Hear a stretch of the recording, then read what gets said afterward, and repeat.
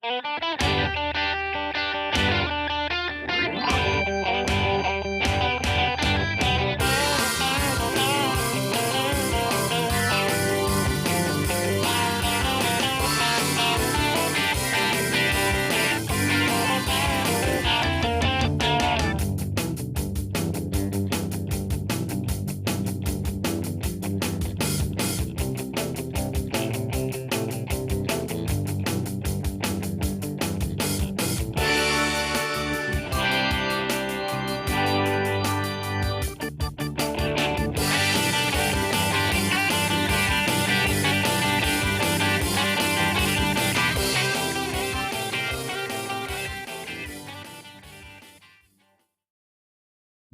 morning, everybody. You're tuned to Computers 2K Now on the Nissan Communications Network. I'm Amnon, your host for the next few hours, along with God is here. Good morning. Good morning. Sorry. Good morning. Good And morning. Nick is here. Spence is here. I'm speaking to you Sorry. from the bunker. That's a live picture from my backyard there, in the backyard. Mount St. Helens erupted in your backyard. Oh, Sorry for everyone listening. The reason I can't breathe is the way Spence is just presenting himself right now. Why? What's so unusual? all right. about this? Let's get back to this. Our number is 919-518-9773. Computers 2K Voice on Skype. And today's show is made possible by vMix Software, Telestream's Wirecast software, and is sponsored by Tom Sinclair of Live Streaming Gear. You know, I knew I should have gotten Taco Bell at 2:00 in the morning. I knew that there was going to be ramifications for my actions. I didn't know it would be this broad reaching, though. I'm sorry. Think about all the lives you've affected, Nick. So for those of you that don't know, North Carolina had a 5.1. Well, Virginia, it was at the Virginia-North Carolina border, so it affected Virginia, North Carolina, parts of South Carolina, and into the top of Georgia. 5.1. They say Tennessee. Yeah, Alabama, parts of. So it's actually interesting. I was reading about it this morning. Because of the ground, the ground conductivity on the East Coast, earthquakes fell way farther than they are. Like a 5.1 earthquake on the West Coast is not, because of all the fragments in the plates, it's very short. Yeah. But here, they're feeling it all the way up from Washington, D.C. to like Tuscaloosa, Alabama, which is crazy, but because the plates are all... No faults to break it up. Yeah, no faults to break it up, exactly. So it's pretty interesting. Well, I mean, it may go all the way to Alabama, but let me tell you something. I didn't feel a thing in Raleigh. It's just funny how it's very, but the whole thing. What is your house on? What room were you in? Were you in a room where something could shake? Yeah. The last one we had, what was it, Mineral Springs, Virginia? The one that hit about 10 years ago that damaged the Washington Monument. Yeah, that was 5.8. That was 6.1. Yeah, that was a bigger. Boy. But I was driving. I wasn't even aware of it. And I was getting You wouldn't calls feel from it people. driving. Did you feel the earthquake? I said, what earthquake? Thought I ran over a road. That's it. That's what it was. I ran over some protesters. I was very. So what else is going on? Not much. Have a great week. I have something. Yeah. I don't know if it's in your news, but so we've talked about have I been pawned in the past? Yeah. Remember that? And in the past year, or maybe a bit more, Have I Been Pawned is basically a side project that one person runs.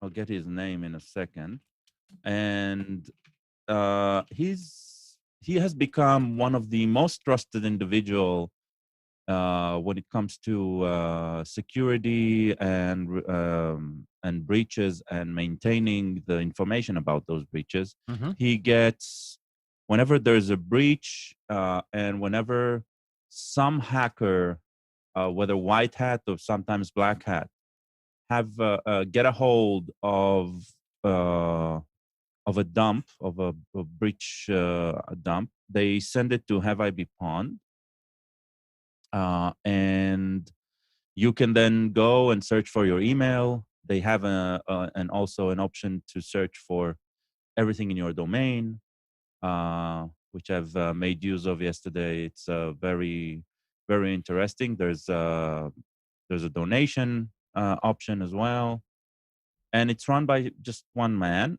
And in the past year, maybe a bit more, he was looking for a merger and acquisition deal where a company would basically take him and the project into their hands, and they'll provide the funding and the backing for the project, and so it will allow him to focus on the project.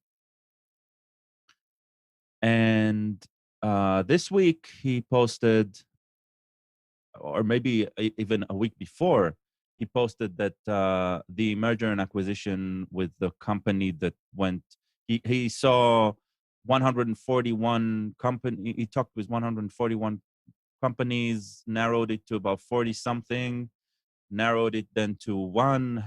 They got exclusivity for about a year in the discussions, and it fell down. It won't happen. And so that was news, I think, from last week. And this week he announced that going forward, he's going to make Have I Been Pawned completely open source. Yep. And that is fantastic news. Now, it's very important to understand that he's going to open source everything about the technology behind the site, but he will need to separate the data itself, because the data is really, really, really sensitive, right? It contains details about people's passwords. It contains a lot of information that nobody wants to be leaked, and he's been very vigilant in managing the site to make sure that the information processed is only containing some sort of metadata, but even the amount of the email addresses that he has contained within his system, right? Only that it's a potential breach of its own, right? So he needs to be careful about what is being exposed, and the site has never been written in the mindset of this is going to be open, and so he needs now to work very, very. It's a lot of work. Yeah, there's a lot of work in opening it, so he's going to open it in phases. But this is very, very, very good news, and I think this puts him, if he was like, top 10 trusted people with this information, this will make him number one, because everything about the operations of the site will be open. And so when it comes to security conscious people, I remember when this site came up, and I remember me feeling very weary, very, very careful about just putting my email in there just to see if I was hacked in the past. Because it also feels, if you do not know what's behind this and how this works, and it feels like a scam, right? You've been hacked somewhere else. Yeah, I mean, hold on. I want to hold on. I want to make some clear. Yeah. Have I been pawned doesn't indicate if you've been hacked. Right. It indicates if your data's been lost. Right. If your data is in a breach. Now you don't always know what the extent of the breach was, but your email was found somewhere. In most cases, they don't have a password, but they obviously could. It could just be a list. They do not present the addresses. password, that's for sure, but they do analyze the dumps. Mm-hmm. Right? Mm-hmm. And so when you get a report, for example, one of my accounts has been compromised not only by email, but also by have a password. Gotcha. So yeah. I mean, the way I work, I'm not too concerned because every site has different usernames, different email, and a different password. But most people, and unfortunately, most people, they use the same email and they use their same password, right? Mhm. And that means if you've been pawned in one site, in one breach, you are very exposed in a lot of other sites, social media sites, banking sites, etc. Right? So you need to be very careful about what you expose. If people know how to get into your email account, for example, right, then you're completely exposed. So you need to be very, very, very uh, careful with how you manage your passwords. Diligent. But the fact that he's going to open source it means that it will allow a lot more firms, a lot more organizations to be able to provide a similar service like his with their own data that they are not willing to share, but they are willing to let you go through. With the Californians laws about personal data, with GDPR from Europe, systems like these are very important, and making one open source is a step forward in gaining public trust, which is really, really important. So I think it's very interesting news, very good news in Mhm. this realm. Yeah, and it will help And a bunch of people. if you haven't, I would recommend you go to Have I Been Pawned and check your email addresses. If you manage a domain, you can also get a domain report. And I think it's eye-opening. Luckily, I can say very few accounts on my end were ever exposed in um, in some sort of breach. And other than my main account, which is my oldest one, and it is used in multiple places and not only just a single login, that has been in multiple breaches. So definitely Yeah, something to keep an eye on. I remember checking, and the only one that sticks in my mind, there was one that always showed up. Um, LinkedIn. no, what Spence, what was that streaming program that you were using? Oh, original, way back when? Yeah, the one that was Uh, like $50. The switcher.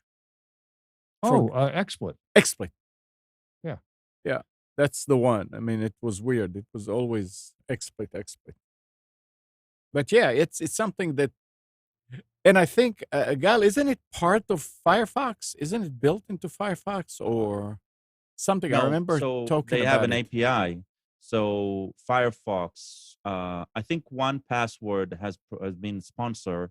So one of the things it does is if it finds you in a breach, it recommends you install 1Password and use password generator, right? Okay. So this advertising cooperation probably allows him to run it. One of the interesting reads about the merger and acquisition process, he has never been in debt for this site, so he managed to make it work, and Mhm. that's very impressive.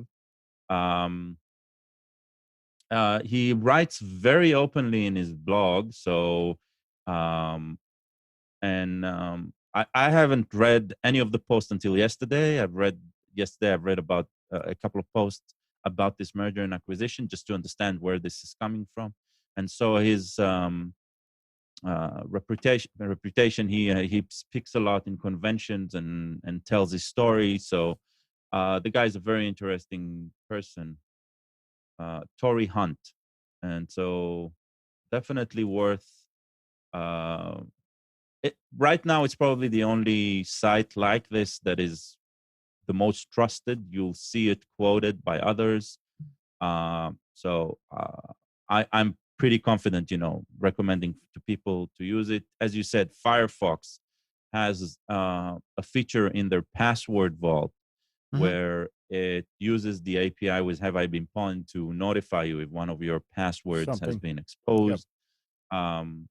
One password does something similar. I think LastPass does something similar. So there's those. There's also, remember I was talking about BitWarden, which I use. If you buy their premium subscription, then they also provide you a report like that. So it's a very, very interesting solution. And Chrome's got it too, by the way. who? Yeah, Chrome has got it really? too. Yeah, because every once in a while we'll get a call from a customer and it's like, "Oh, my password's been stolen." I'm like, "What the hell? What are you talking about?" You log into their computer and it's like a little Chrome pop-up that's like, "Oh, your password might be compromised," or whatever it says. And it's from, I presume it's from them. I don't know of any other database that exists. I don't think there is another.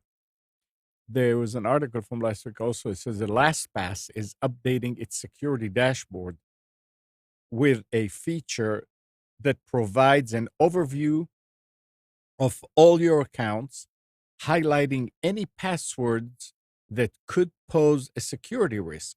They already do that. The password They manager used to do that in the past. I think they updated it though. Yeah.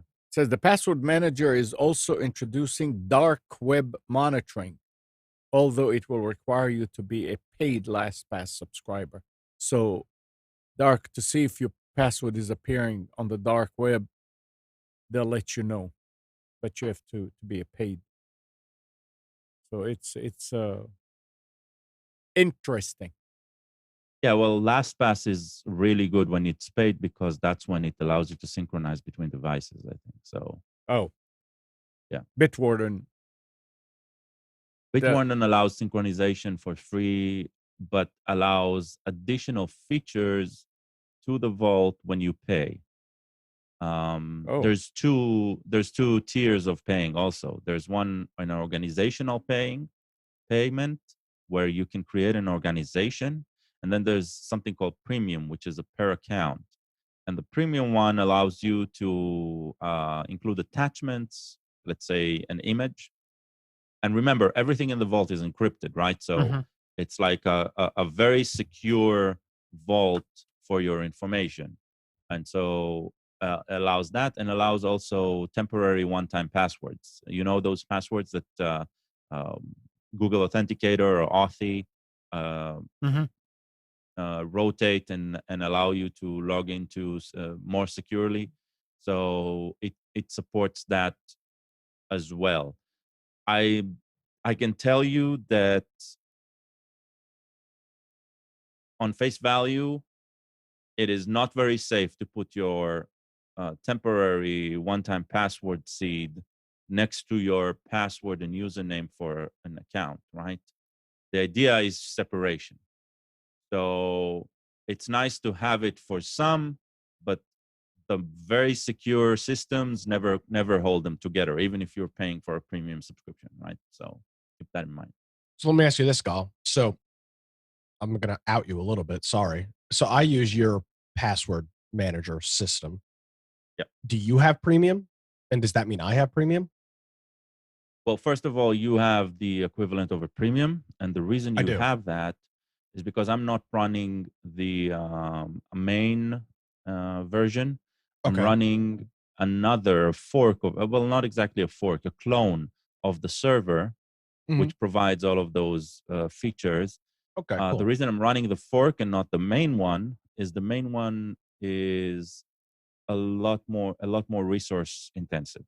And so it's the main one is architected with like 5 or 6 different Docker servers talking between themselves, providing a complex API between them. The version I'm running is a single Docker. It's actually designed to run on a Raspberry Pi. It's very lean on resources. It has some flaws, but one of the unique things is it provides all of the features open. And so for personal use, because that's what I'm using it just for personal use, it's great, right? It's yeah, fantastic. I love it. I did pay for a while when I first encountered BitWarden, I bought a subscription for a year, not the premium, but the organization one where I can share. It worked very well. I just wanted to switch to a resource lean solution. Also, if they would have allowed me to buy like a family package where it says you get an organization package for your family where everyone is premium, and because it's family, because it's personal use, 5 accounts, something like that, it would have been between the 12 to $20 a year. I would pay. I would definitely pay. They do not have a solution like that. Gotcha. So that's why I also opted to use the RS one. So it's BitWarden. I can post the links to both projects. By the way, they're accepting a modification I made to the Android client 2 weeks ago, because we found me and a friend, we found a bug where it wouldn't sync properly, and we found a fix for that. So I found a fix for that and posted it. So the next version of the Android will work better. So Was the truly open. I like it. I think I had that same issue. Was your sync properly issue? You'd have to open the app before trying to put a new password in if you were trying to use the login from had BitWarden something service? to do with some sort of null values in one of the accounts that you're storing, and the Android application just chokes on it. So interesting. Yeah, it's great. I'll tell you what, I was very not anti-password manager. I still don't trust or would use a service like LastPass. Now, it's better than using all the same password. I get it, but I'm hesitant to put. You're just transferring the blame, right? So instead of storing all the passwords yourself, you're storing them on LastPass. So you're kind of, in the case of a breach or something, you're just transferring the blame. You're not actually any safer. No, not necessarily. Not necessarily. Remember that LastPass, as an organization, they do not have access to your passwords. Correct, they don't, but they've got access to the databases that do. Now, I know that they don't have the private key, and I know that right now they can't be. The amount of time it would take to unhash that would be insane. But every once in a while, they find out, oh wow, we just found a new way to solve this, this cryptometry in 100% X that wherever we used to, or something like that, and then all of a sudden it's available. So, I don't know. Plus, I'm just hesitant of a service like that. Not rightfully so. Well, I don't know. I guess it is rightfully so. I mean, I don't know. But I'm glad. Let me ask you that. Let me ask you this. Why do you trust me more than you trust LastPass? Okay, so it's not about trusting you or trusting LastPass. Gal, you're not a target. No black hat hackers are going to be attacked. How many people's passwords are you storing? A dozen? 2 dozen? No, less than that. But that's the thing. But you're not a target. Hacking is not always targeted, right? You need to remember that. Hacking, most, like 95% of hacking is random targeting, is just finding hooks.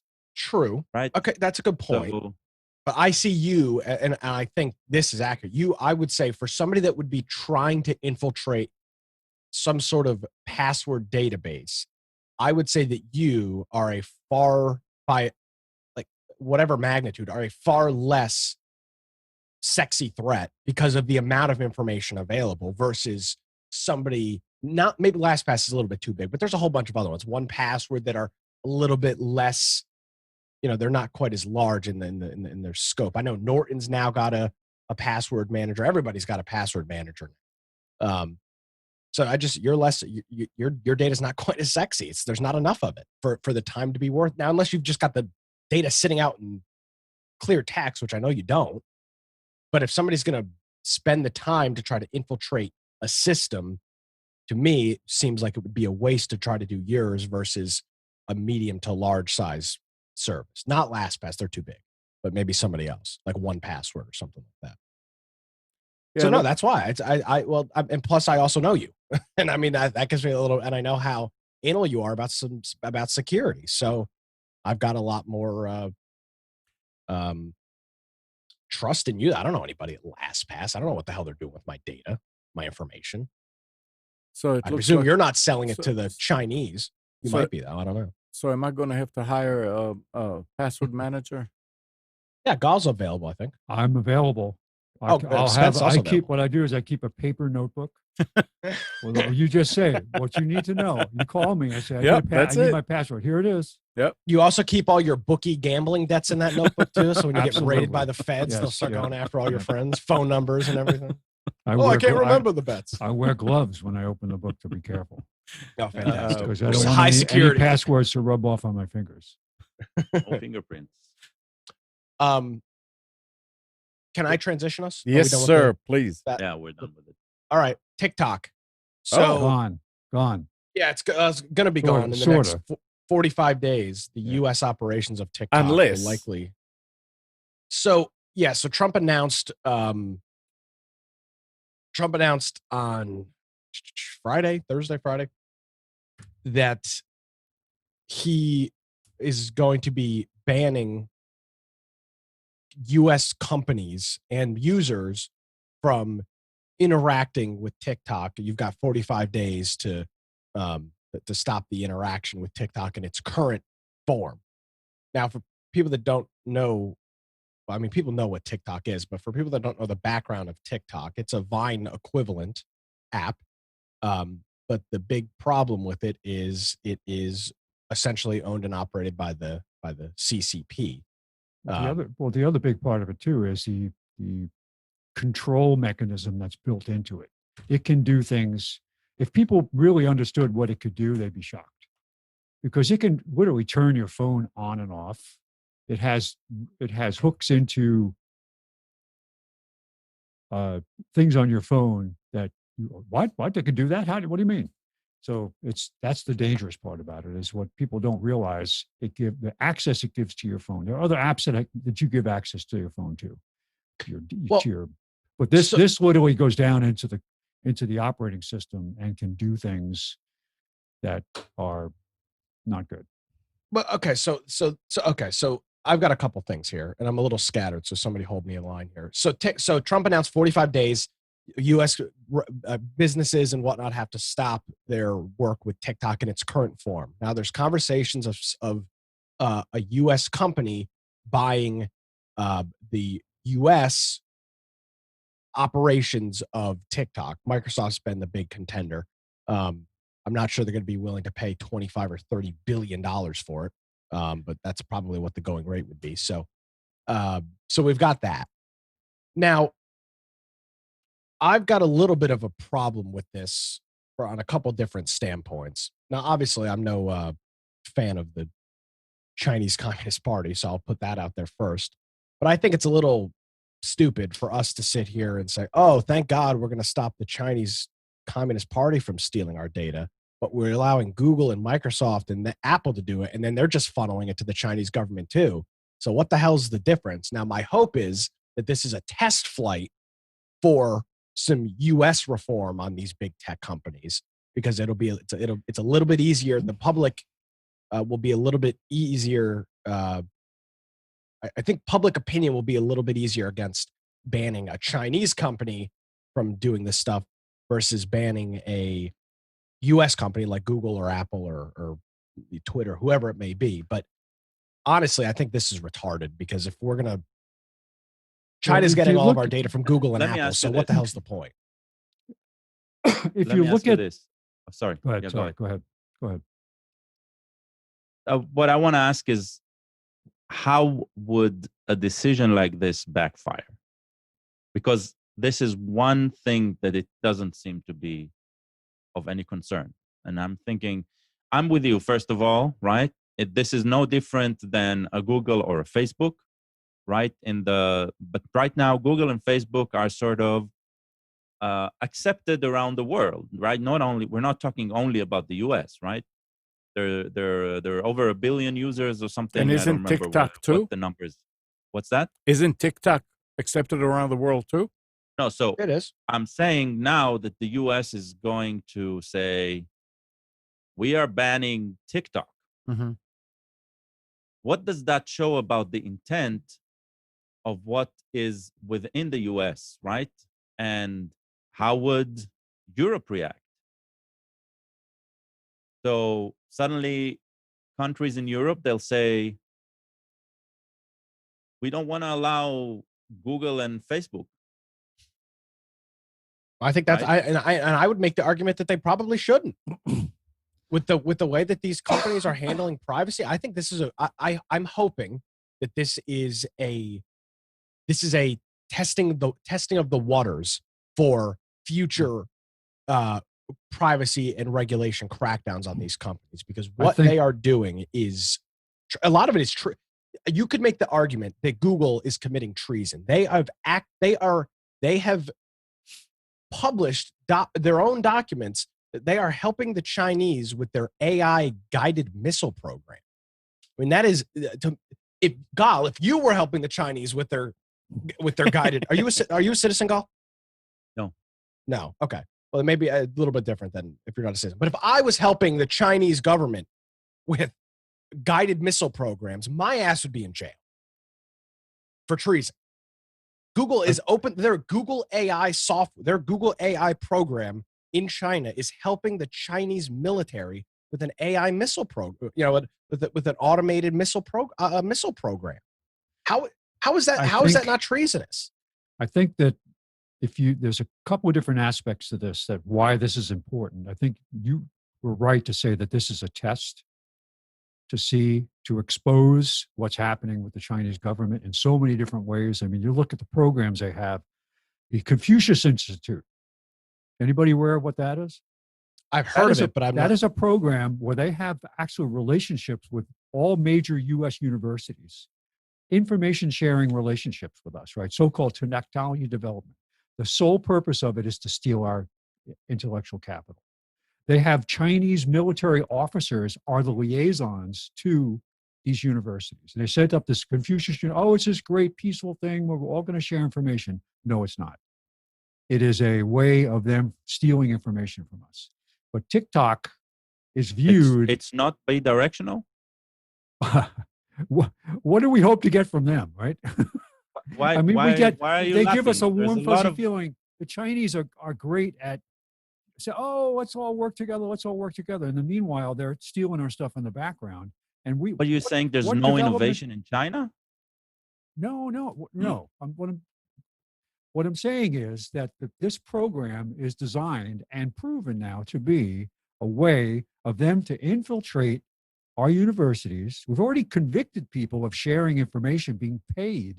A guy from Harvard was convicted of sharing information from his lab on viruses with the Chinese government. They arrested 2 people at the airport going back to China with samples of viruses, right, who worked for the Chinese government. They find this guy and charged him and convicted him now of not espionage, but illegally selling information to the Chinese. So this program is out there where it sets up this so-called wonderful relationship, and the whole time the Chinese government is just interested in stealing stuff from us. This is how we in some cases we give it to them willingly.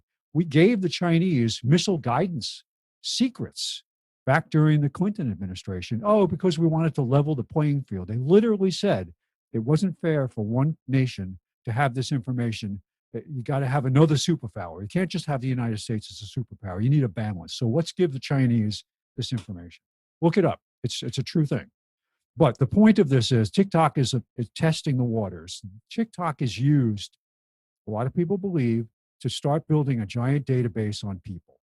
The information for their own people is what they use to monitor their social scoring. You're aware of the social scoring that goes on in China? Mm-hmm. If you want to get a better apartment, if you want to get a better job, if you want to buy a car, if you want whatever you want in life, if you don't have a high enough social score, meaning you toe the line, you don't get it. So that's what Google was helping them build, was this social scoring system. The same idea can be applied to Westerners in the future, as all these young kids who use it today are the leaders of the future. Wouldn't it be great if the Chinese could build a 20-year dossier on everybody, what they do in the past, and blackmail them when they become the leaders in the future? So this is the concern. If you got to look at it from a big picture perspective, not that they know that this kid goes to this site and has this conversation with his friends about something.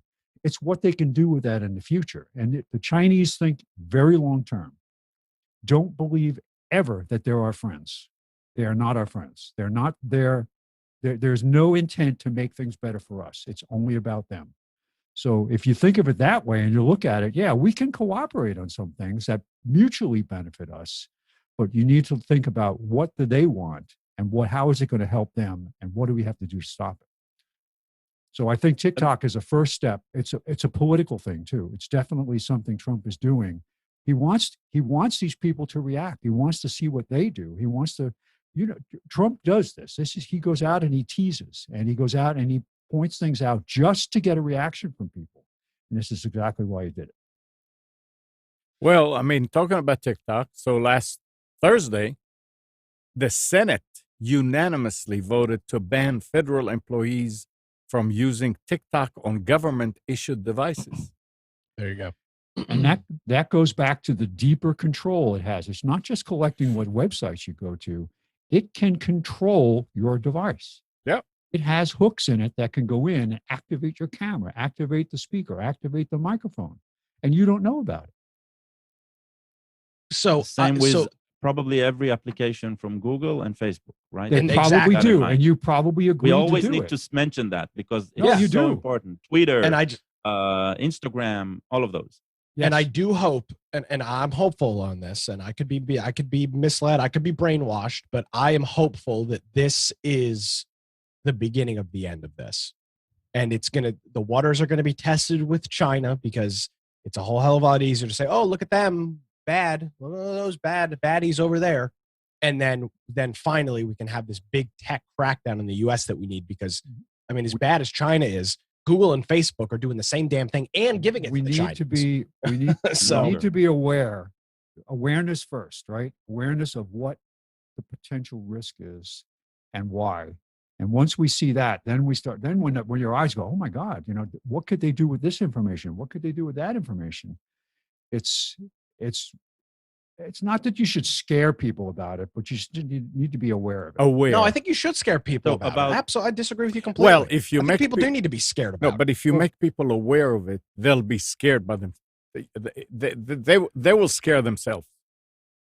So Nick, I think you're absolutely right. This is to draw attention to somebody that has already shown that they don't have our best interest in mind, right? And then you can say, oh, by the way, look who's participating in this willingly in our own country. Yeah, then we can nail down the hammer. You can go back in history to see, well, the willingness of our own government is what led to us having 90% of our drug components that make up our drugs supplied by China. There's no reason to do that unless you're willing to give up. Why would we do that? Why would we go ahead and give China? They don't produce the actual drugs. They can't build the level 4 sterile systems to actually make the pills, but they make the components that go into the pills. So other countries actually make the actual pills and ship them to us. We have very little manufacturing in the United States of any mostly generic drugs because we just concentrate on the new stuff. And then once the patents are gone and they can farm them out to other countries, and it becomes a cheap generic, then they lower the price by shipping it out to have the pills made in Brazil and the chemicals are made in China. So we look at what we did to ourselves.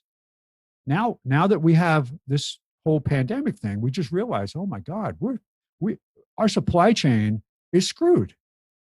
So we have to, if we got to bring this back, we got to take it back a little at a time. And I think drugs is like the most important thing. Good point. Sorry, no more Tylenol. We ran out of that. Don't you remember what it was when in the beginning with the hydroxychloroquine that India said, we're not sending any. Yep. And Trump was going to do something and say, oh, okay, we'll let it. Well, and it was, also this week as well, we had the heads of Google, Facebook, Twitter. Testify, yeah. One other, I think maybe it was somebody else. Of course, testifying remotely, even though they all have private jets. Testifying remotely in front of the Senate Intelligence Committee. And, there's a couple of things that came out. You know who actually made a good point about something? Maxine Waters which I was surprised with. She brought up the cryptocurrency stuff that Facebook rather, has been working on, and some of the concerns with that. They brought that up, and then of course and we've talked about it extensively on this program, the censorship on social media giants, the protection that they get as publishers of content, as open platforms and not curators of content, which has been proven in internal leaked memos that that is not true. They are in fact curating content. And I just, I truthfully think now, obviously November will have an impact on how this goes forward or not, depending on who wins the election. But I think if it is in fact Trump, I'm hopeful, I could be wrong, but I'm hopeful that he'll continue this crusade because it needs to be fought.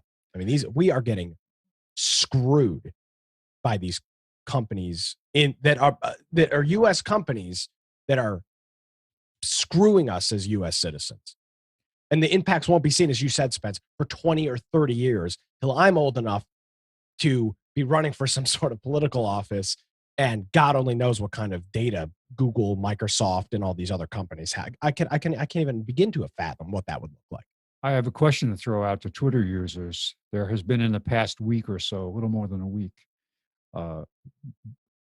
evidence that there's been a purge, and mainly directed at conservatives, where followers just disappear. Tweet after tweet after tweet of people that I follow saying, hey, I went from 20,000 to 8,000 followers.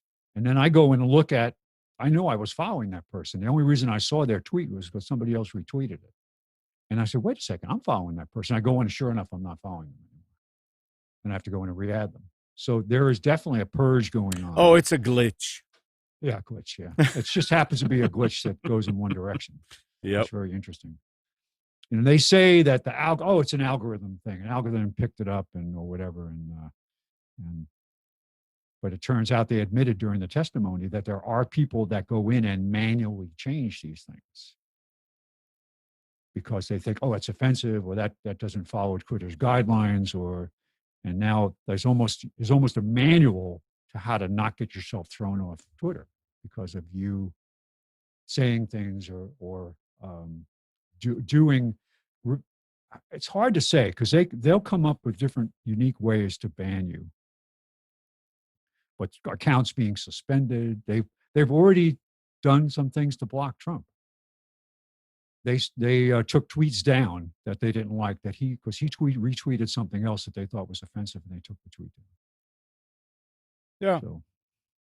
So I think we're gonna. I think we're finally gonna see the end of it. Well, not the end the of beginning, it, but the beginning of the end.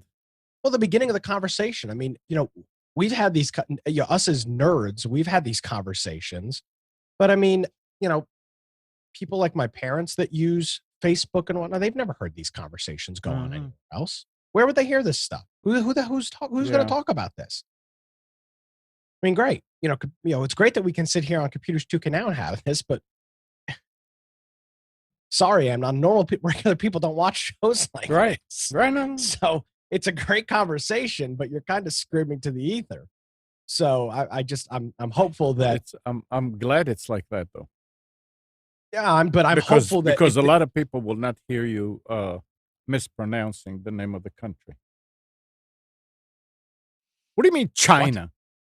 Oh, I'm sorry, Gina. Exactly. My apologies. Yeah. I mean, we don't like Gina here. But I'm hoping as this stuff gets more and more into the public eye, which these, Senate committee things will hopefully do that, then this conversation can start unwrapping and if people really understood, and I'm a hypocrite, so let me start with that. If people really understood what they were giving away, they'd be pissed. Sure. I think. But I'll tell you what, every night before I go to bed, guess what I do?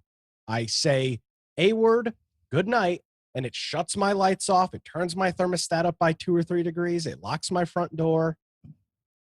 And somewhere in Hubei province, a little light goes on a board to say, Nick just went to bed. And I can't sit here and say that I'm this model example because I'm not. I love the convenience of it. And it's, I don't know. So I mean, I'm part of the problem.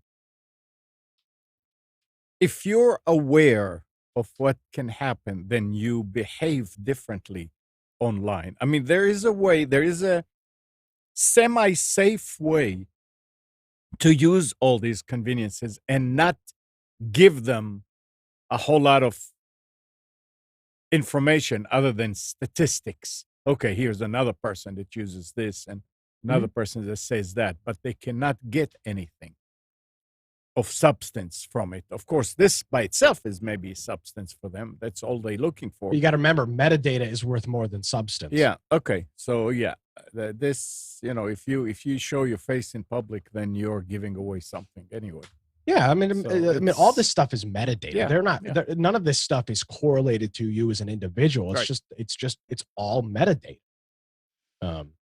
Well, this All right. was something that got brought up during the discussion about TikTok, was that what would be the end game of collecting information on individuals, not metadata on groups and trends, but what could they do with? They have enough server.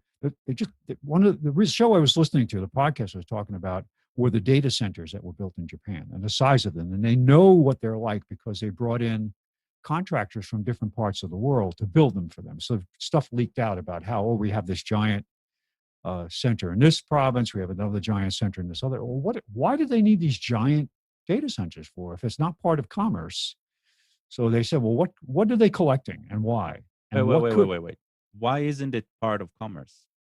No, I'm saying is these were built by the Chinese military. They're not built as part of like Alibaba, right? They're not part of a commerce thing. These are specifically designed to collect information about their own internal people, and also used for it's a number crunching data center for collecting data about people, not for commerce. That's what they said. This was commissioned by the Chinese military to go in and just build these big data centers. So what are they used for? And they had several people who were former intelligence people who were in China for many years who were talking about, well, this is what we think it was. They're not confirming it. Nobody has a crystal ball. No, but they said, well, why would they build this gigantic data center? Chinese build empty cities. I mean, they've actually built whole cities that have nobody in them because they anticipated the growth and moving people from the rural areas into the cities. So they built them anticipating. So it's kind of they have a weird model when it comes to that. But the idea was that, okay, if we could build the future back in the 60s when we had all the unrest in the United States during like the Democrat convention and all that, and we had the anti-war movement and all that. If they could collect information about those people, and they did, but it wasn't done like it is today, what if those people actually became people that were in our government today, which they are? These people in that generation, a lot of them moved into government, just like conservatives would, but on the radical left side, they moved into government. So now they have potentially opportunities based on what these people did when they were young to blackmail them. If they were going to run for office, if it came out that you were part of something that was unseemly, they could use it against you. So what if you're collecting information, and they can do it now? They have the way of collecting. They have enough storage that they could actually collect information on every individual. Anybody that's got a smartphone, anybody that's got an app, anybody that goes to websites, they can collect that information. So if they in the future find out, well, this is a person we've been tracking for 20 years. Now they went to college, they're in political science. Now they've got a job in the administration of whatever. Oh, we have information about this person. We have information about their habits. Spence, this is all a lot of what ifs and what if and what if and what if and what if, right? Wait, well, no, go back. It's a yes or no. It's what ifs, but it's also right. But how about we talk about something we know about? Huh? Okay, yeah. I'll tell you one thing we know. No, I want the US Spence is doing this. I want no. We can come back to this afterwards, but no, I want Spence to talk about something that we do know about. Specials. Oh yeah, we do. Well, we do. I see where you're going with this. Took me a while to catch on. Well, okay. Well, this is our Computers 2K Now Specials Earthquake Edition. Actually, I have a timestamp in the specials that as I was preparing this morning, that when the earthquake happened, I actually put as I was about halfway through putting the specials together. So there is actually a timestamp built into the specials. But so we had an earthquake today in North Carolina, 5.1. What's next, right? It's going to be the sweet meteor of death. That's what everybody's hoping for, right? That's it. I mean, what else could go wrong at this point? It's like we're just, if the meteor is coming, you guys remember Armageddon and Deep Impact, the two movies? It's funny how Hollywood had exactly the same idea, and two different organizations created two different movies about exactly the same idea because somebody shopped the idea around. And two different outcomes. Two different outcomes. That's true. Two different, very different production qualities too. One was more science fiction-y than the other. One was more like plausible reality. The other one was like silly. Yeah. But, and unfortunately, the realistic one was the one that got shut down by the audience, while it is the better film. Yes, you're right. Absolutely. Yeah. Deep Impact was a very good film. Oh my gosh. All right, let's move on. Okay. So today I went to Fry's and I said, I've been in Fry's for a while. Let's poke around there and just look for useful stuff that I might like. I didn't even, no laptops, no monitors, no computers today. It's all accessories and odds and ends and bits that we would be interested in. So, okay. Starting with flash drives. Oh my gosh. They have a whole page just on USB 2 flash drives. And then they have a whole page on USB 3 flash drives. And now the price difference between 2 and 3 is not that great. In fact, you can find some really, really good USB 3 price points out there. So the point of like, all right, 128 gig USB 3 drive for $15.99. And Patriot is a known brand. It's not an unknown brand. So let's go through it. Gigastone 32 gig USB 2.0, $5.99. 2-pack of those for $10.99. 64 gig USB 2.0, $8.99. And then Platinet is a brand, 32 gig for $7.29, 64 gig for $9.25, 128 gig, $13.99. If you have a router that's got a couple of USB ports in it, you want some casual backup, maybe for phone or whatever, you don't need a whole lot to back up your phone. Hey, put one of these 128 gig flash drives into that USB port and share it on the network, and there you go, backup. Okay, USB 3.0, 64 gig for $8.99, 32 gig for $9.99, 64 gig for $14.99. This is the Patriot. This is that first one was a USB 2.0. The second one is USB 3.1, but is it C? Yeah, Type C. So that's a little bit different, a little more expensive because of the Type C.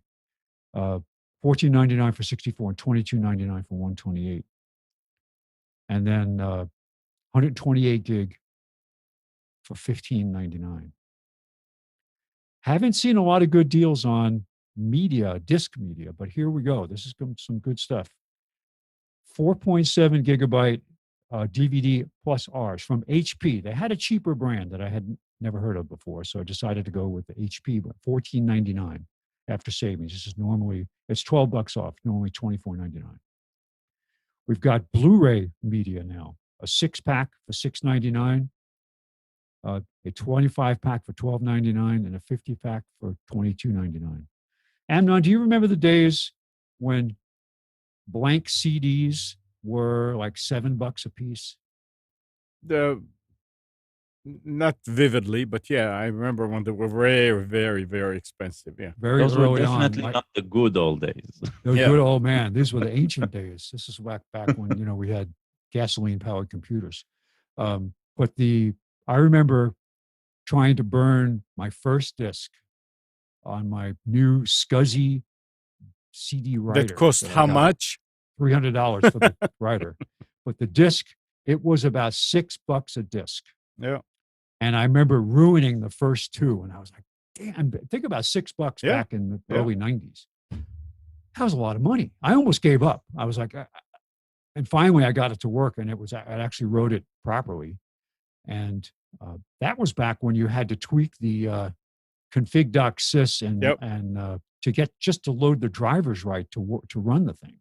And that was where you go in and tweak it. Oh, wow, you lose your mind. Yeah. But the price was insane back then, just crazy.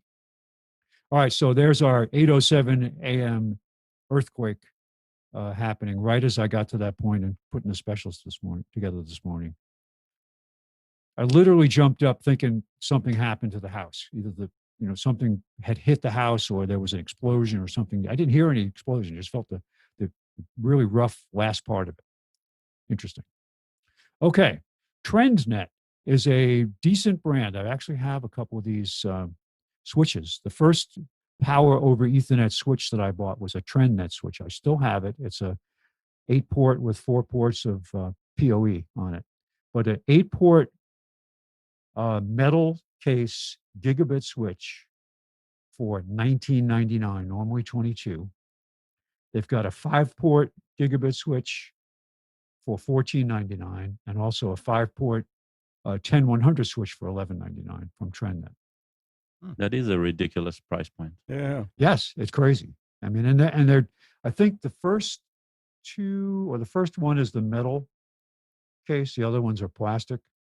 I like the metal cases because when I used to do trade shows a lot, they just held up a lot better because I constantly Yeah, but to put packing it and on a unpacking. shelf somewhere and it's Yeah, out if of you're the way using it in these the house, days, plastic is fine. Yeah. There's no reason.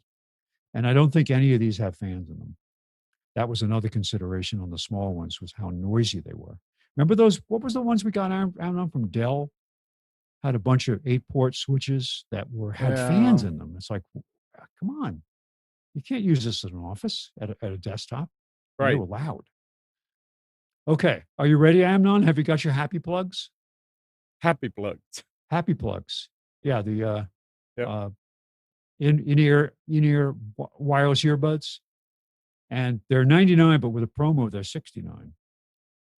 And there's some really good, inexpensive brands out there. There was another one. How much I are the heard AirPods?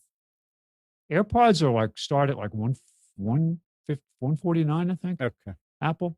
Hmm. I think they All go right. up from Okay. there. They're different different kinds. The price was recently dropped. The main price was of the starter level ones. And then we've got a really inexpensive pair for normally $24.99 for $14.99. Then got a nice Bluetooth outdoor speaker, popular this time. I have a couple of Bluetooth speakers, but they're not outdoor versions. This would be nice to have around the pool or something if it got splashed. It says waterproof, which is nice. USB power bank also for charging other devices. So for $39.99, normally $59. Bluetooth speaker plus power bank. Okay. HDMI 4K 2K repeater for only $9.99. This week, Amnon, I was telling you how my daughter Emily, who works at a dance studio, was setting up at least 6 classrooms for Zoom, where they'd have a computer at the front of the room, laptop,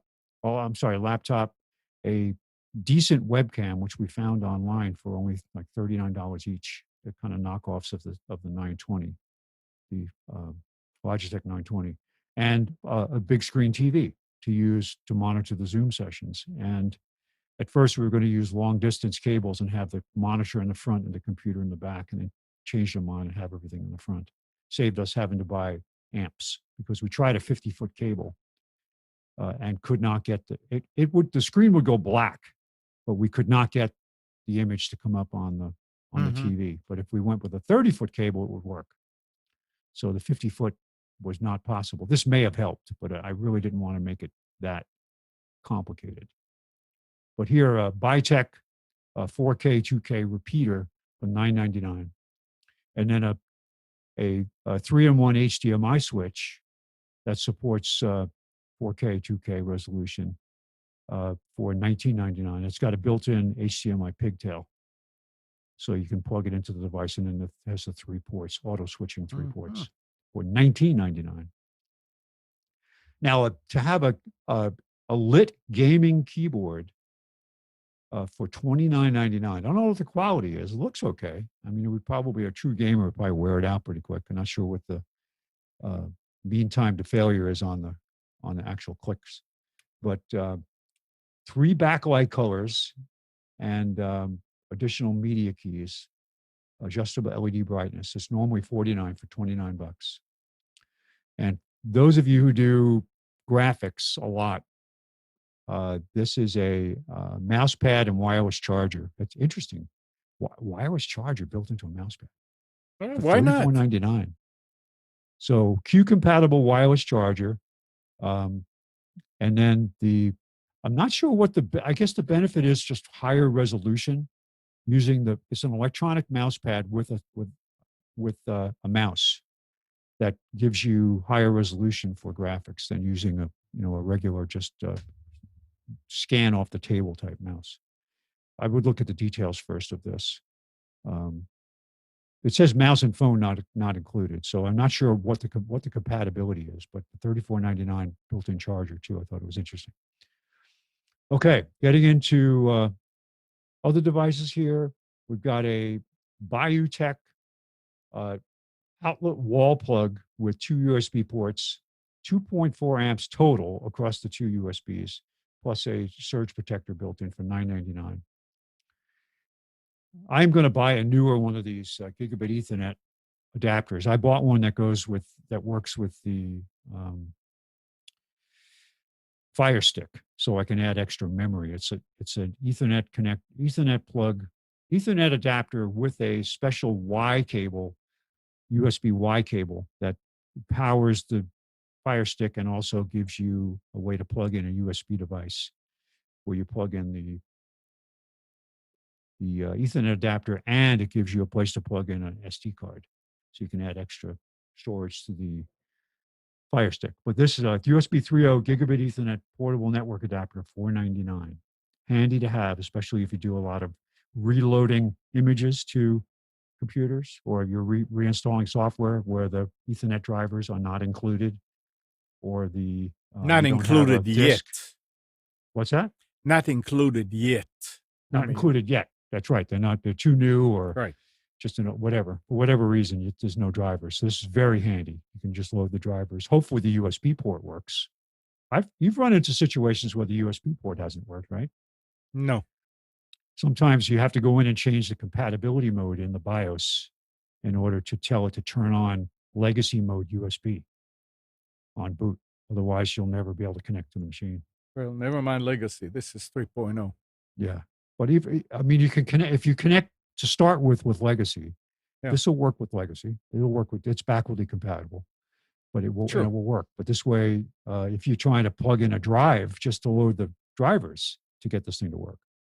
So, all right, a wired aluminum keyboard, precision keyboard they call it, with built-in USB ports for $49, normally $64. And this next one is one I like. It's a 45-watt 7-port fast charging hub for USB. 2.4 amps per port. Wow. Each of the 7 ports. That is a high power. I don't know what the risk of this is if you plug in a phone to this that only charges at 1 watt. Unless most new phones have power regulation built in and can take advantage of higher power. Some older ones couldn't. But $39, normally $59 for this 45-watt USB charger. Okay, so if you are working with a laptop that has also USB-C on it, here is a USB-C Gigabit Ethernet adapter. Some new laptops have very limited connections. They don't have even Ethernet. They don't have many USB ports. They maybe have a display port, mini display port adapter, but this just something else to have in your kit, inexpensive, normally $24.99 for $16.99.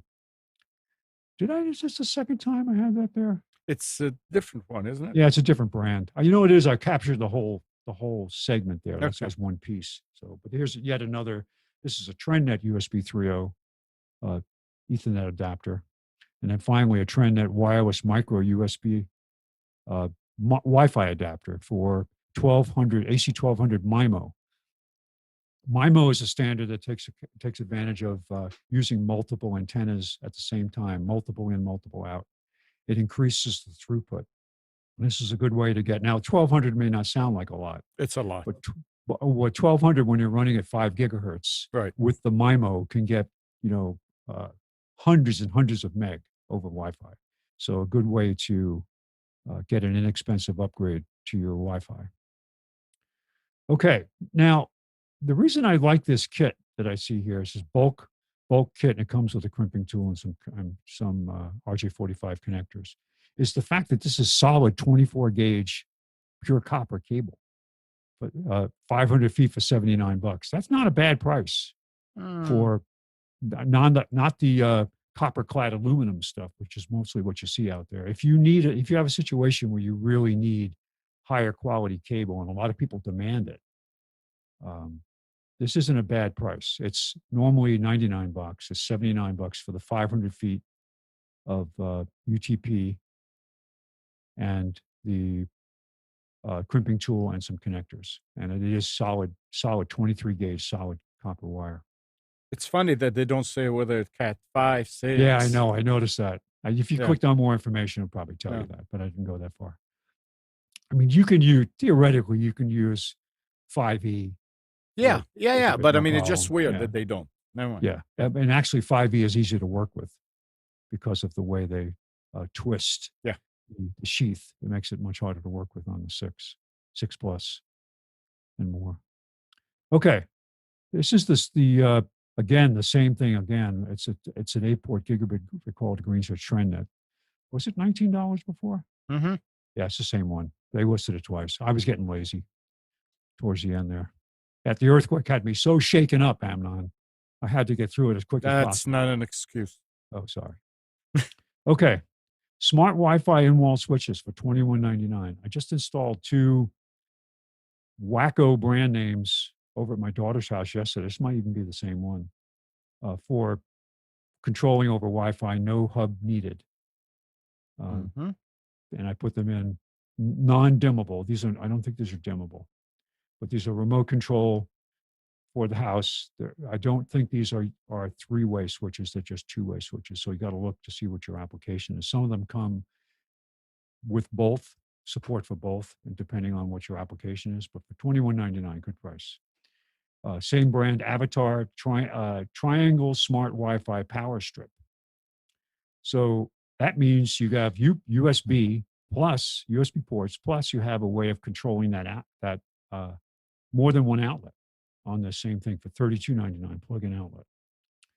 Smart Wi-Fi mini plug, a single AC connection control for $12.49, and then smart capsule outlet Wi-Fi plug with 2 connections, dual electric. I don't know if that's separately controlled or not, but for $12.99. And then finally, the last one, actually it does go further. I forgot I continued. Zyzel, which is a good brand. You remember Zyzel Yep. was the They make the the hardware for a lot of companies. Yeah, for many, many years they made Netgear and Linksys and all that, and then they started their own brand. But here we have it doesn't come with the discs, but it supports 2.5 or 3.5 inch SATA drives in this enclosure, as well as USB ports. But this is a fully capable NAS device, $89, normally $99, 10 off. And if I went through and looked at all the stats on the types of networking it supports, it's really a comprehensive device. It also supports cloud access. So I don't know who provides the cloud connection. It's got probably Zyzel or some third party that does it for them, where you can access this through the cloud.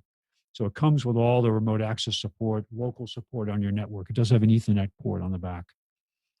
And I think it has 3 USB ports, 1 on the front and 2 on the back, for connecting additional devices to share on the network. Fascinating. Okay, so this intrigued me. TV Air player with dual tuner that says it supports DVR functionality, and I believe it does it through a USB connected hard drive. But this is a USB HD tuner two tuners built in with a remote control, and then also supports lots of other things: DVR functionality, 4K, Chromecast built in, access to Google Play, built-in Wi-Fi, remote finder, Bluetooth devices, video search, and then finally control your AirPlayer with the AirPlayer remote. And I went in. The only way to get the price was to click on the put it in your your cart, and then click further through it. So it is $99. It's $20 off. So I thought it was fascinating. A good price point to start with, to play around with if you're looking at cord cutting. And then a couple more things. Good deal on a large format single swing arm TV mount. That's with a really heavy Wow. TV. You've got to have that big wall brace. The other one, remember the ones that we used had just a single stud connection? This is good for up to 80-inch televisions, 130 pounds. But the only way you'll get that is if you've got you mount it in the back to at least 2 studs for this thing to be strong. Or to cement. 79. Huh? Or to cement. Or to cement, true. But you do the one with the single bracket in the back. It's just not good enough for some of the really heavy-duty applications. But $54.99, normally $79. And this is for you, Amnon. You need to go get one of these Feiwu electric scooters. Oh, they're all over the downtown. Yeah, they're over. Just pick one up. You'll see it just standing there. Only $2.99. I think you should get at least, it says limit one per customer. So you'll have to go in and buy one the next day. So you and Kathy can both get it. And it's got an anti-lock braking system. Can you believe that? Well, anti-lock braking system. Wow. Yeah, why not? Something, right? So if you're out on the ice with this thing, and I know you would be out on the ice. Of course. You would. ABS will keep you from skidding. So, yep. Great. All right, that's it for specials today. Well, thank you, Special Spence. Earthquake edition. Thank you. No problem. 919-518-9773 is our phone number. Call in if you have any comment or question. And talking about... Oh, go ahead. 1 sec. You were mentioning the Wi-Fi switches. And I know that the switches, the in-wall switches. Right. The outlets. Yeah. So outlets, right. Sorry. So I know it's an advertising point to write does not need a hub, right? But we always need to, especially after our talk about TikTok and all that, right? These do not need a hub because the server controlling them is somewhere else. In China. And most of them are Chinese manufacturers. Yep. Right? So by not opting in to a hub locally to your home, you're passing control to the switches outside of your home. And that is an important distinction. And I think while it's very convenient, always ask yourself, why is the price point so low and where is the server? That's not the only problem. Gal, what happens when I'm not saying it's a problem. What happens? No, it is a problem. What happens when internet goes out? Your experience where the server just shut down. Yeah. Or your internet just went down. Yeah. Yep. Well, let's put it this way. If your internet just went down, right, the odds of you controlling via Wi-Fi anything, even with the local hub, diminishes because then you need to set it up to the local IP and you need, right? It's like a whole different aspect of control. But I mean, Alexa, the servers are on Amazon. If you do not have access to Amazon, you don't have access to Alexa. Correct. So sorry for triggering Alexa. Oh no, it's very valid. It's very valid. I think that if the Chinese government wants to turn my front porch light on and off several times during the night, I'm not too worried about that. But no, it's not about that. It's about knowing people's behavior again. Oh, absolutely. Right? I know. I acknowledge that because I'm a smartphone user. I'm revealing all kinds of information. I have Twitter accounts, Instagram accounts. I've got. It's what the intended use of that information is that is scary, and the lack of an ability to opt out So All right. So now that you were talking about all this and that DVR, whatever, let's I want to switch to the cord cutting. And this week I made a few discoveries. you First cut the of- wrong cord. You first- cut the wrong cord? First of all, Gal, did the HD Home Run always have a DVR? Because now they're your DVR is Plex. No, just HD Home Run by itself. You can now record off the air. They're advertising it that you can. But it has no storage. I know. I guess somehow it's a newer one. It's a newer thing Maybe- that may be connecting. Maybe it's the application you download from them. And then Possibly, the but that's application interesting. can- Yeah. Well, it's it's the same. It's the same idea as Plex in that case, right? Plex just manages for you. Yeah. So, Spence, you're talking about Fire Stick. Yes. I packed mine and I want to shred it. Let me tell you, ever since we started watching Off the Air, it always, after a few hours, it would just freeze. And that's using the Fire Stick the same way that we were using it before, but using Plex through it. I'm saying, what is going on here? Why is it? So I went ahead and Gal came over and he had a Roku stick.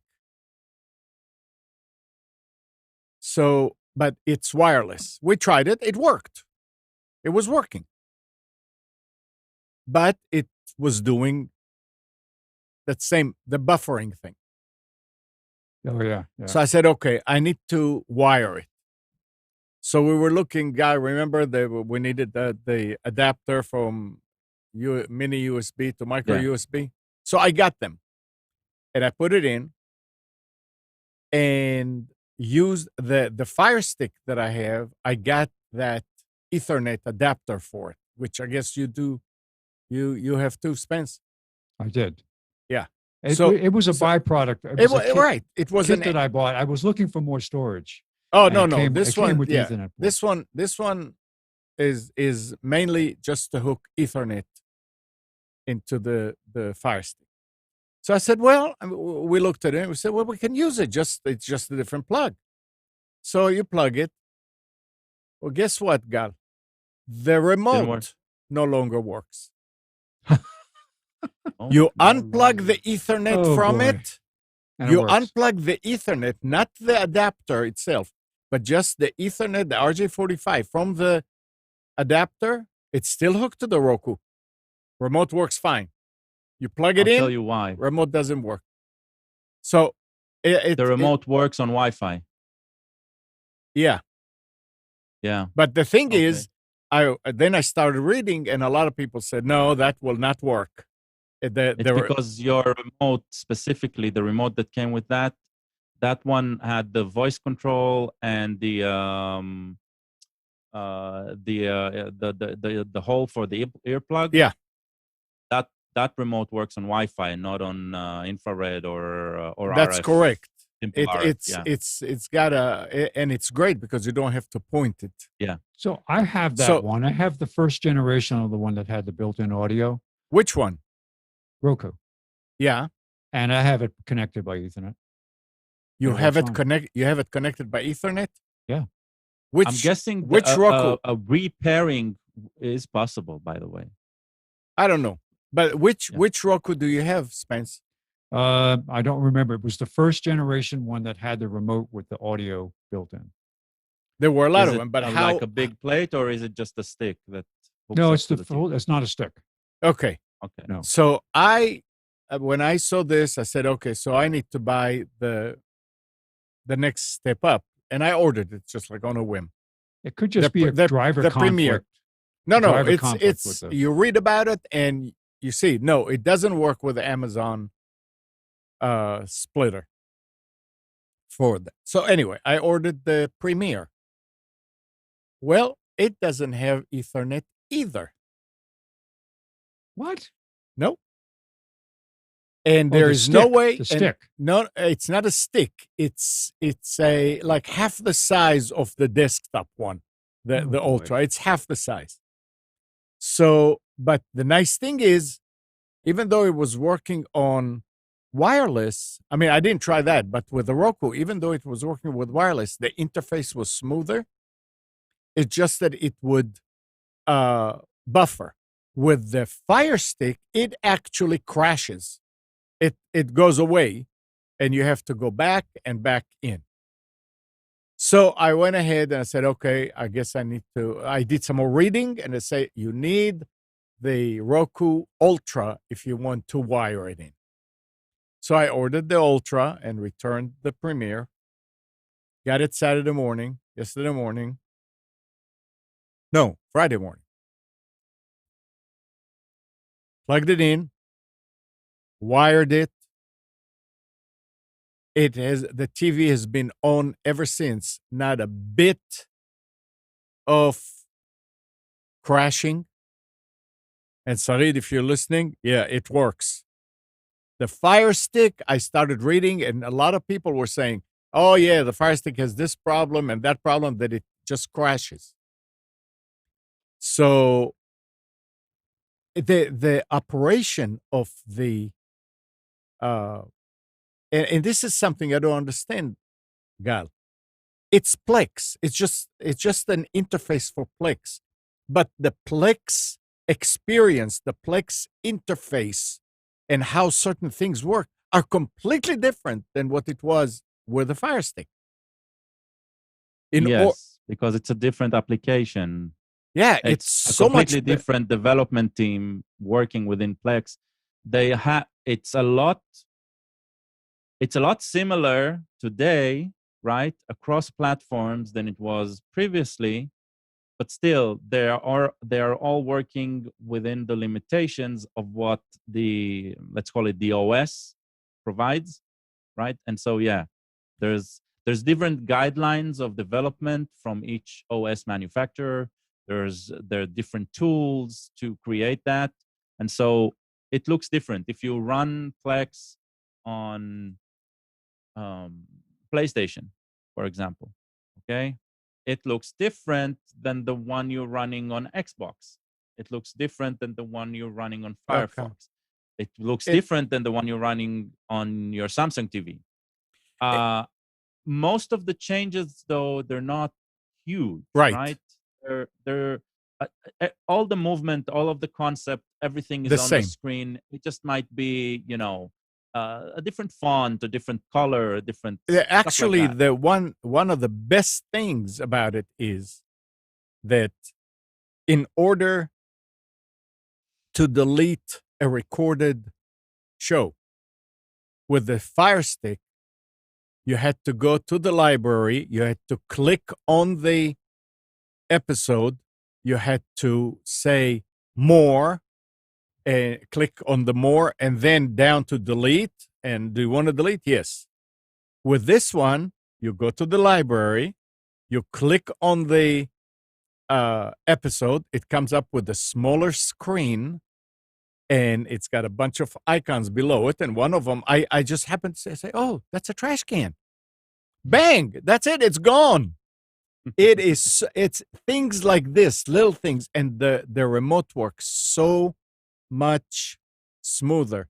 By the way, I'm not going to give you back yours. I'm going to keep it, and I'm going to pay you for it. Put it in the bedroom. You know why?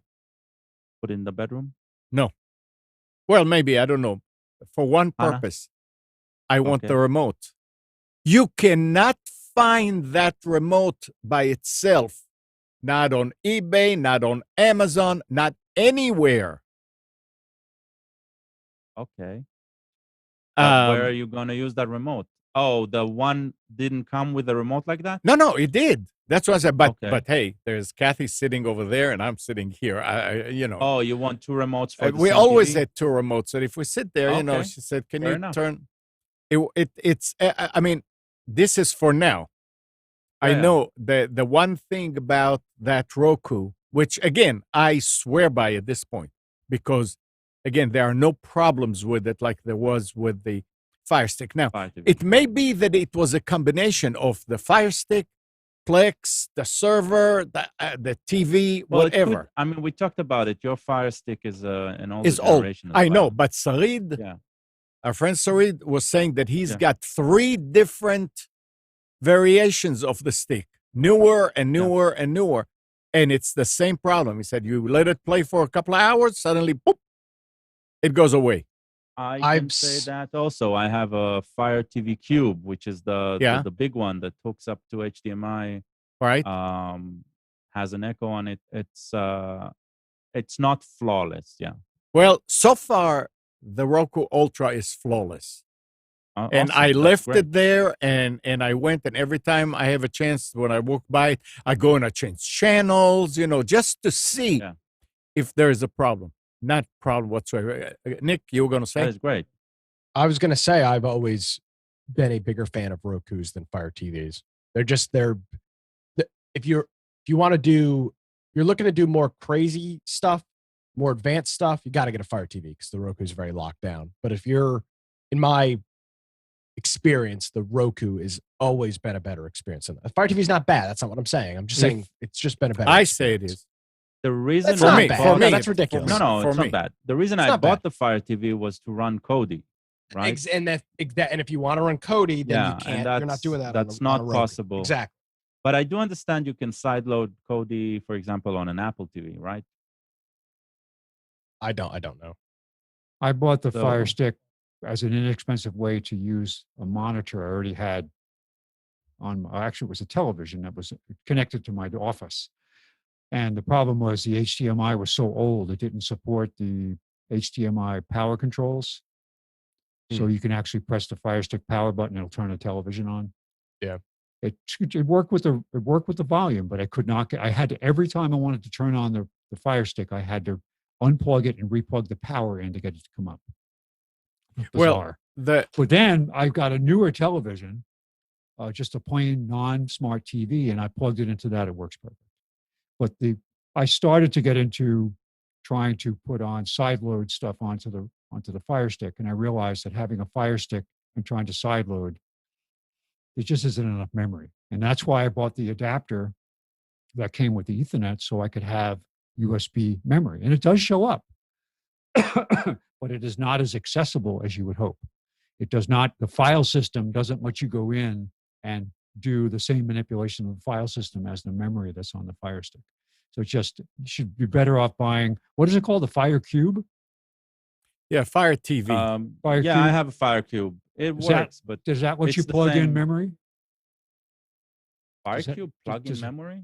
Does it have a What slot do you mean, for like micro USB storage? No, like a micro SD card.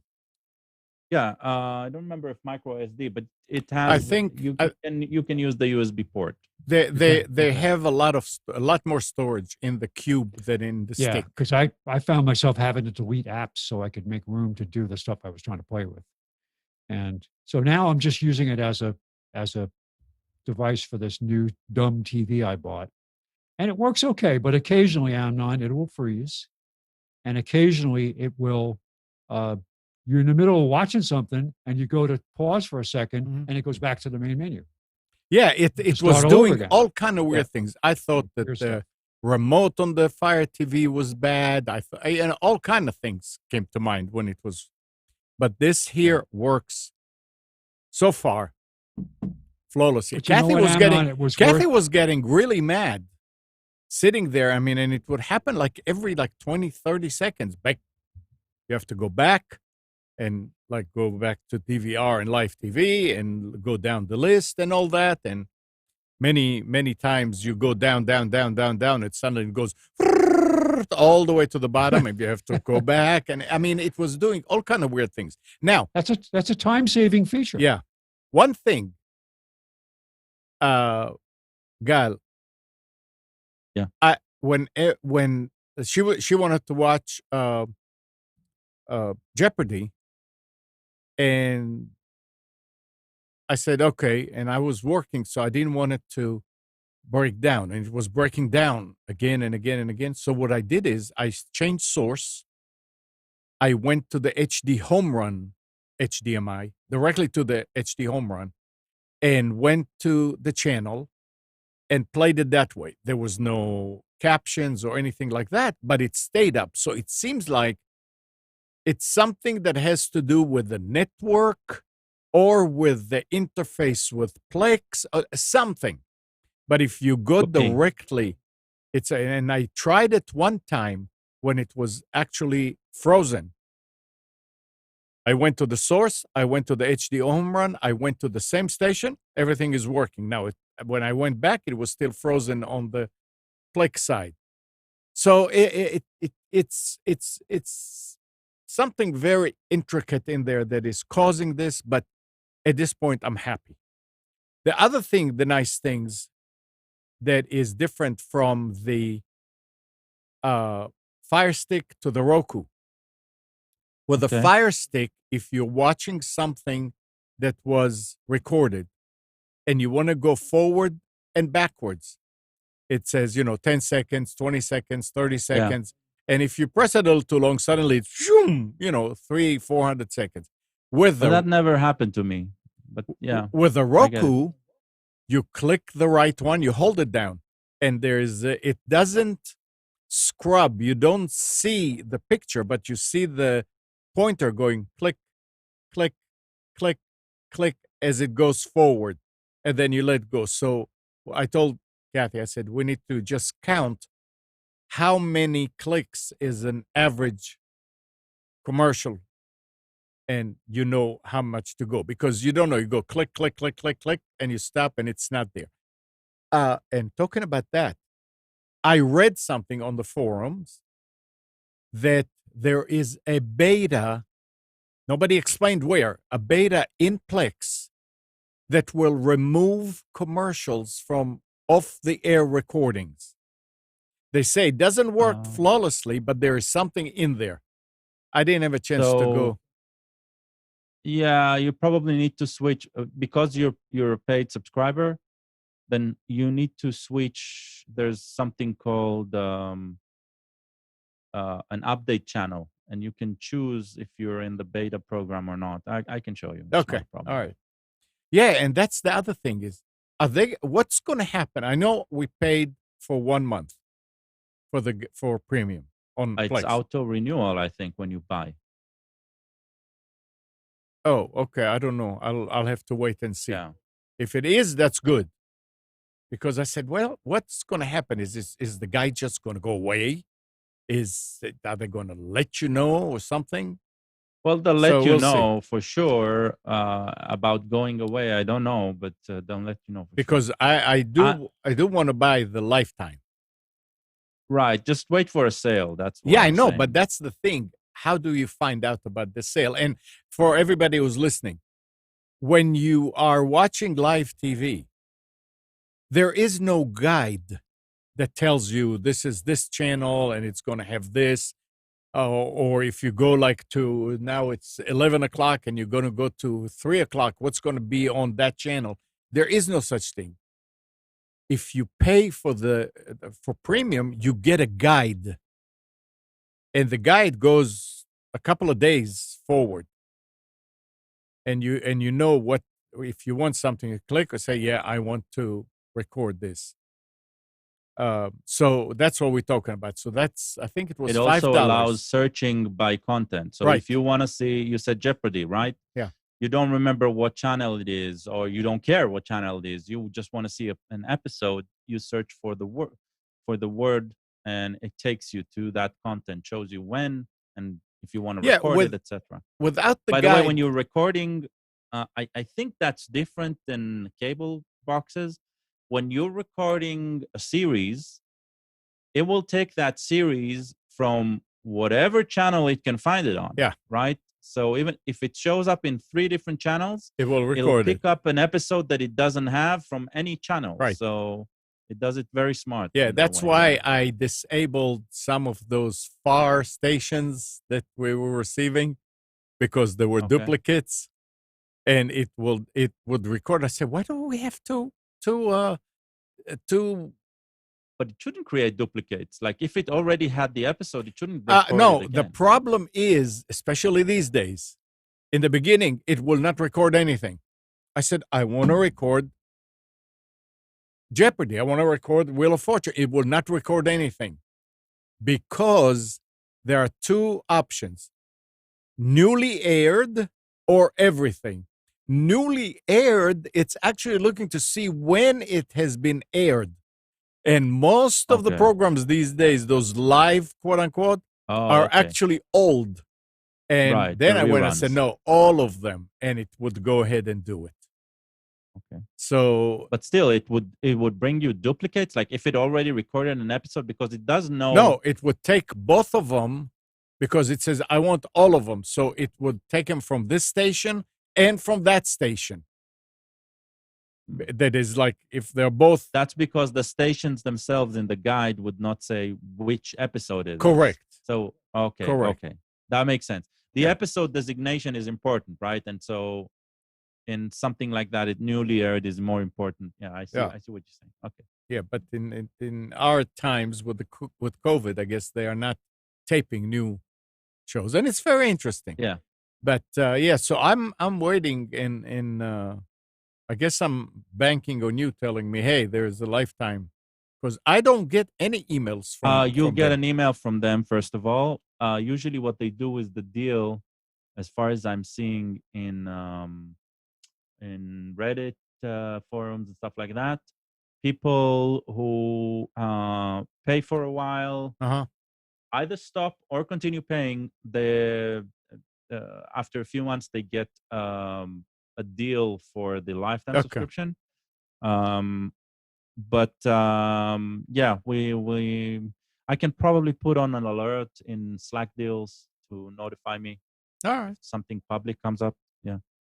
And again, I want to thank Sarid for letting make me aware of that clear stream antenna. Unbelievable. Oh, the antenna, The last couple of days sitting and watching TV was nothing different than having cable. No about- buffering, no glitch, nothing. Perfect. You were saying? What about thanking your friend Nick for telling you to get that original Roku to start? Absolutely. Nick told That was me my to initial get, recommendation. Yep. Nick saying. said, Yeah, but get yours the didn't Ultra. have Ethernet. Yeah, it does. No, Nick I told have me one to for get. sale if anybody's interested. I have the old one that has the composite video out. Yeah, I have a. By the way, I'm look on. up- That's sorry. I just want to go say ahead. that Nick told me in the I have the beginning Roku Ultra. That's to what buy the Ultra. I went for the stick because I said, well, I have a stick. So I went for the stick. No, I didn't go for the stick. Gal had a stick. So he brought it over and I installed Wow. it and You everything. touch Gal's stick. Interesting. And What? Roku stick. I guess what I need to do is, oh shoot, I don't have it. Damn it, I don't have the boing going on. No. It's and then I went when I found out that there's no way to use the Ethernet. I went for the next one, and the next one I should have read about it. Does not. The only one that has Ethernet is the Ultra. I'll tell you what. How awesome is that Roku Ultra remote? That's a It's freaking awesome unbelievable. remote with the power button on it, the volume rocker. on the Now left and there's right one controls the there's one TV problem. No, volume. but there's a problem now. Okay. And I don't know how to solve it, and I don't know that there is because everybody says you cannot control the sound and the power at the same time if you have a sound bar. That's what I That's was fine. reading. Well, I don't know. Then I don't know how I have to a do sound. it. I have a Yeah. so my Roku remote controls. So I don't know how to do my it. Let's Now- go this way. I don't know. I didn't have to do anything. The volume No. control just worked.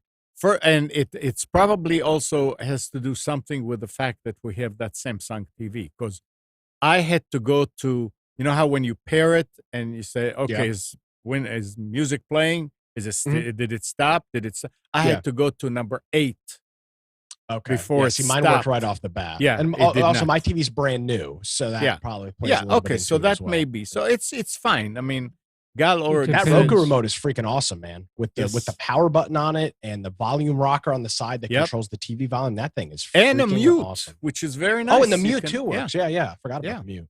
I don't like the mute. It's I'm gonna very try. nice. I think I'm gonna break the remote open because and unsolder the mute because I hit it all the damn time by accident. Yep. True. Well, I saw people just adding padding around the mute, just not to accidentally. Oh, that's not fun if you're not cracking open the controller and cutting a wire to it. Well, But- it's putting a lump on it. I'm gonna add a click button like an old school. Stop. By the, Amnon, you mentioned that you can't buy the remote. You can from the Roku site. Oh, okay. I went on Called the gaming remote. Okay. Yeah. I went on. How much? Are you looking at it? 25. Oh.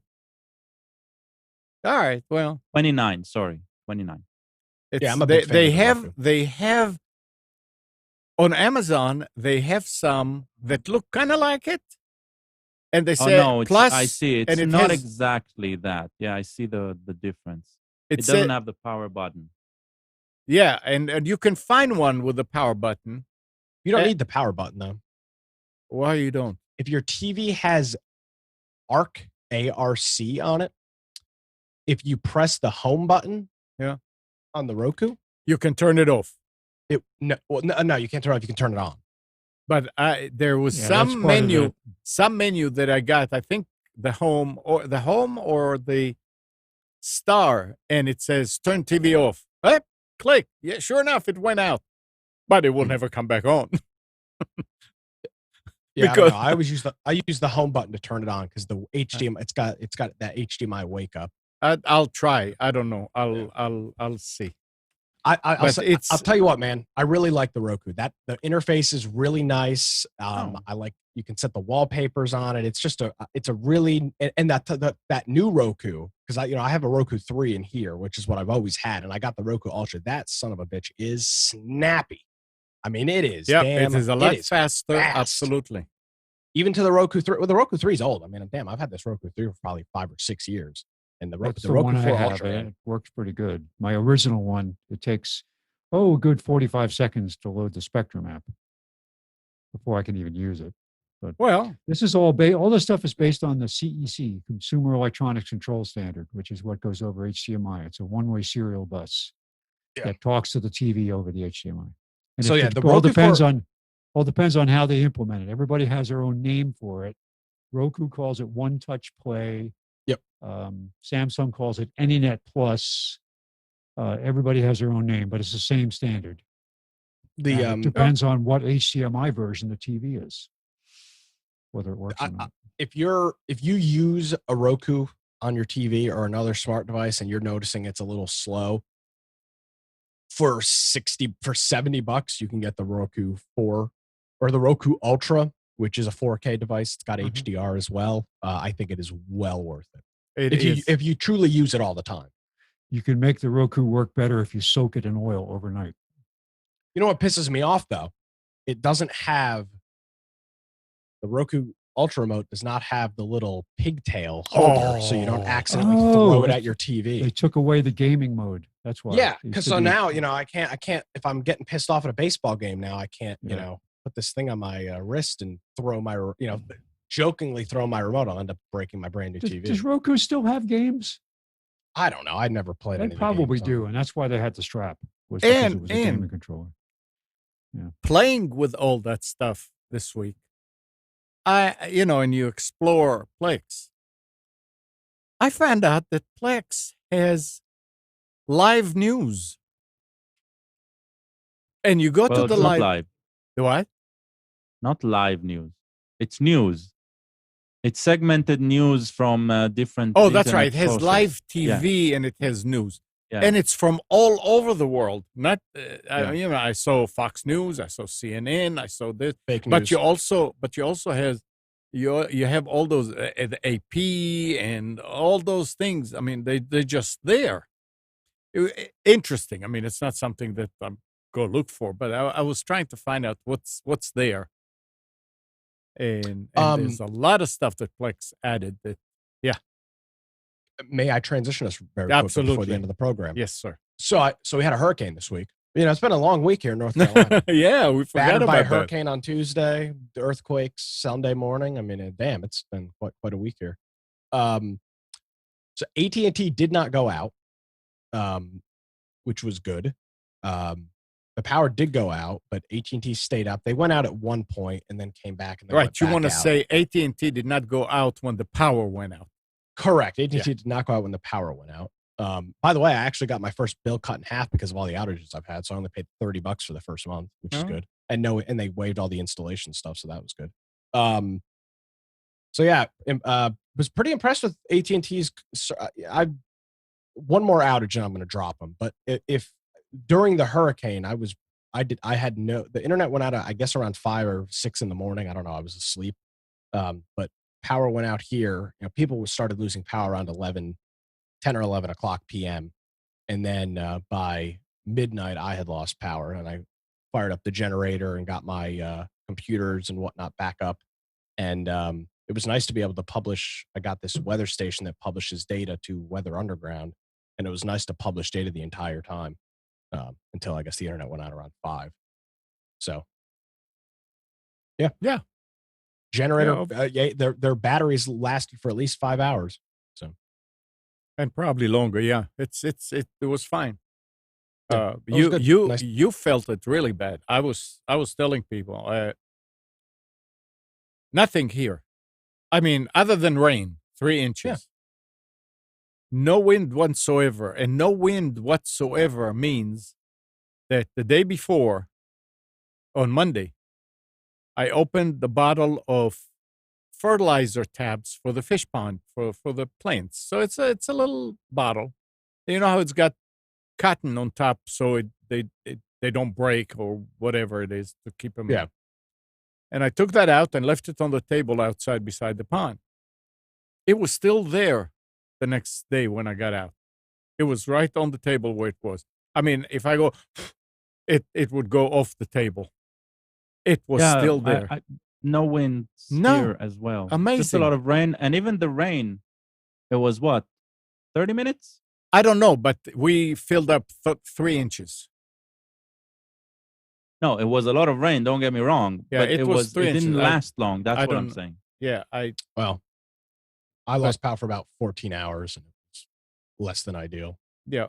Well, but you were ready. I'll tell you what. And you were $400 on a generator. I'm glad I did it. And you were the only employee in Wellington that would work. Yeah, don't get me started on that. It's all right. No, it's works fine. anymore. This is good. This is good. What do you call it? What's the first period in the military? Boot camp. Boot camp. Yeah. Yeah. I mean, it was learned a little bit. Glad I bought a carbon monoxide detector so I could make sure I wasn't smoking myself out. Yeah, you did good. Well, I mean, you took care of business, and it worked, and it probably paid off. Yeah. Tell you what, sleeping with being able to have a fan on when I got a couple hours of sleep Tuesday morning was great. Nice hot cup of coffee, some cold beers in the afternoon. Perfecto. Yeah, and if you had a window unit there, you could have used it in the room. Yeah, but it's fine. I probably could have. I'm not sure what kind of load that would have put on it. It doesn't matter. It would cost the same. Well, no, but I mean, I don't know if my generator, that's what I mean. Generator would have been enough. It would be fine. Yeah. So. Yep. All right. So, anything else we need to talk about? Come on. Nothing? Oh, well. Going one. All right. Well, then let's end it. That time of day. Thanks, Nick. Thanks, Gal. Thanks, Spence. And good morning, Kathy, Hannah, Nabil, Mac, Norm, Katie, and Donna, Dina, Arlette.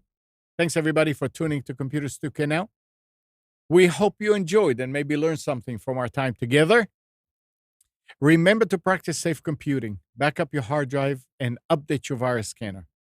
We'll be back here next Sunday at 9, but you can always reach us at computers2know.com. Tonight at 7 o'clock, Nick is doing his show Against the Norm at atnshow.com.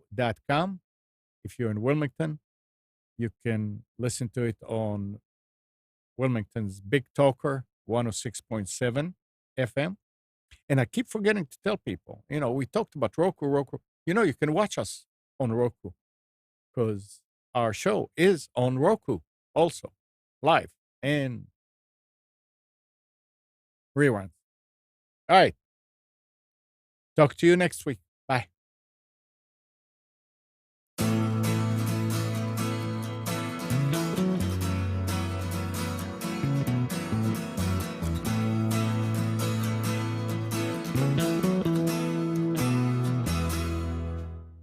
You are tuned to the Nissan Communications Network.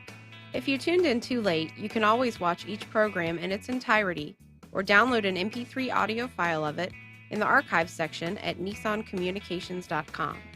Don't forget to subscribe to our YouTube channel, follow us on Twitter, and like us on Facebook.